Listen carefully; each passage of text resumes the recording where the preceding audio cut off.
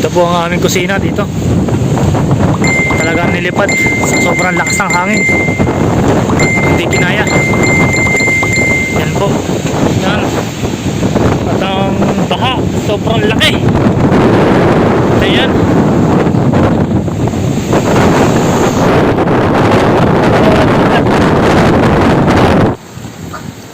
Ito po ang epekto ng bagyong Rolly sa amin. Yan po, nasira ang aming kusina. Hanggang ngayon maulan pa rin. Yan po, sirang sira. Walang natira, wash out. Grabe. Ginaw din ng aso. Lord. Ngayon lang po nangyari sa amin to. Ngayon ko lang naranasan ng ganito.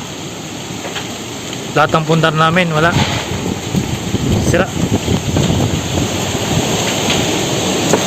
Sobrang lakas pa ng hangin. Kita nyo, natumbahan yung mga kawayan.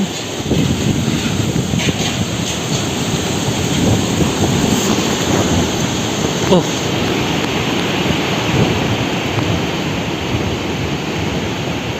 ito na po ang ilog dito. Malapit na rin umapaw. Yan.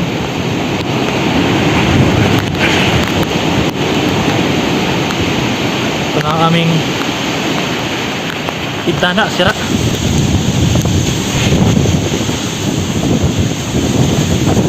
Grabe.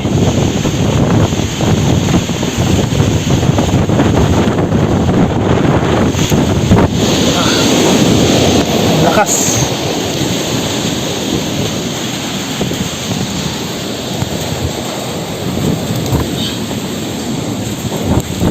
Ito ang aming bintana, sira. Hindi kinaya. Ito na din ako sa akin. Grabe itong super typhoon. Ito lang ang naranasan ko. Signal number 5. Sira ang bahay. Basta ang loob ng bahay ko sa kusina. Ito nga po. At sira ang aming bintana. Yan. Basang basa ang loob dito. Buti lang lumipat kami kagabi. Kung hindi kami lumipat, hindi ko lang kung anong nangyari sa amin. Grabe. Diyos ko Lord. Yan po, sira. May mga plywood dyan dati. Wala na. Tinakubang ko lang yung normal. Pero wala pa rin. Yan po sila lahat. Mas dito. Basang basa din.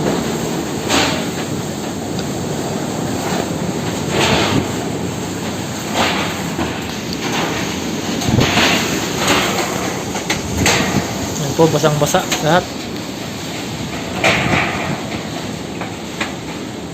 Grabe. Ngayon ko lang naranasan to.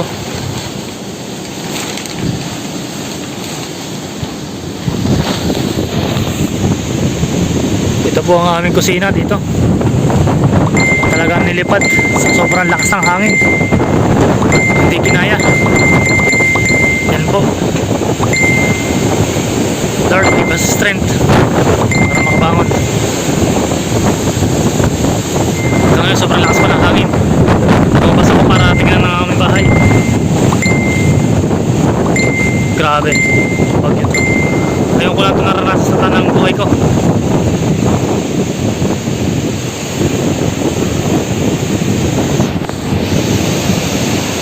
Sobrang lakas pa ng hangin, oh.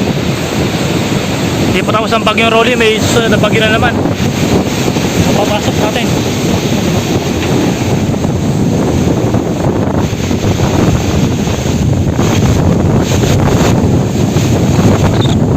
Patay ang aking manok.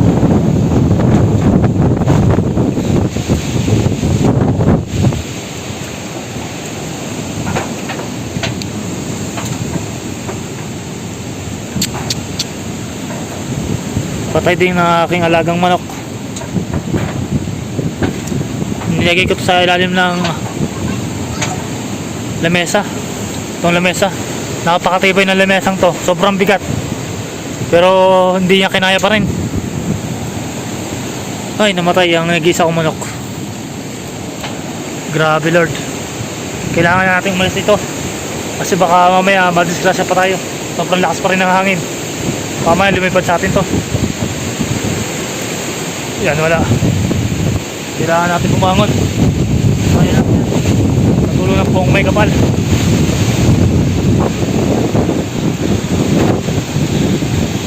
Lord, yan. At ang baha sobrang laki. Ayan.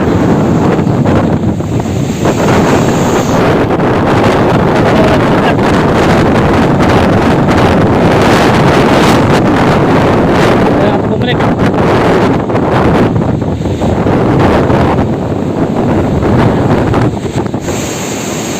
Aming kable ng kuryente pinaputol. Baka abutin pa tayo ng sampan bago magkaroon ng ilaw. Hindi na mapagsubok natin ang lalampasan. So Lord, lalpas. Sobrang lakas talaga. Yan, dito kami nakatuloy lahat. Siguro nasa 10 pamilya kami dito na nakikituloy dito kasi slab yung bahay, kaya safe kami. Pero yung aming bahay ay hindi nakaligtas sa bagsik ng bagyong Rolly. Wala na. Grabe ang pinsala. Yan, maputol mga kable dito. At ang kawayan, yan, gaano kataas yan at gaano kala lakas ang bagyo. May araw na naputol. Nagsitumbahan na yung bahay doon. Nagsitumbahan na po.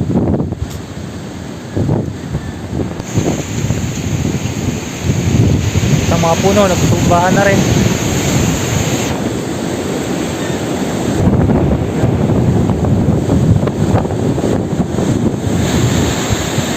Kailangan na natin bumalik kasi mamaya magsitumbahan pa yung pagpuno dito, matamaan pa tayo.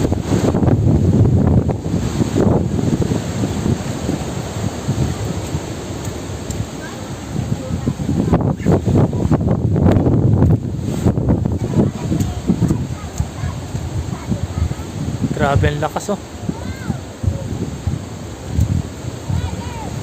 Pati yung punong to hindi nakaligtas.